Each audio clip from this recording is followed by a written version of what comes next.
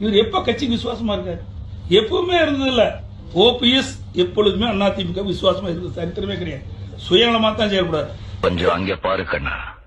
நம்முடைய வரலாற்றில் இந்த ஒரே ஒரு விஷயத்தில் தான், இந்த ஒரே ஒரு கேஸ் ஹிஸ்டரி தான் உள்ளது. ஒருவருக்கு முதலமைச்சர் பதவியை வழங்கிவிட்டு பின்னர் உரியவருக்கே அந்த முதலமைச்சர் பதவி திரும்ப தரப்பட்டதாக வேறு வரலாறே இல்லை. இது ஒன்றுதான் அப்படி நடந்திருக்கிறது. இதற்கு இணையாக இன்னொரு சம்பவத்தை நானும் தேடி தேடி பார்த்தேன்.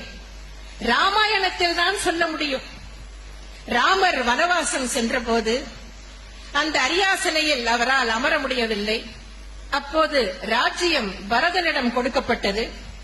அந்த பரதன் ராமர் அமர வேண்டிய அரியாசனத்தில் அமர மறுத்து பின்னர் வனவாசம் முடிந்து ராமர் அயோத்திக்கு திரும்பி வந்ததும் பத்திரமாக அந்த ராஜ்யத்தையும் அரியாசனத்தையும் பரதன் ராமருக்கே ஒப்படைத்தார்.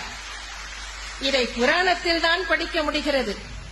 ஆனால் வரலாற்றில், அரசியல் வரலாற்றில், எந்த நாட்டின் வரலாற்றிலும் ஒருவரை ஒரு அரியாசனத்தில் அமர வைத்துவிட்டு அதன் பின்னர் உரியவருக்கே அந்த அரியாசனம் திரும்ப தரப்பட்டதாக வேறு வரலாறே இல்லை.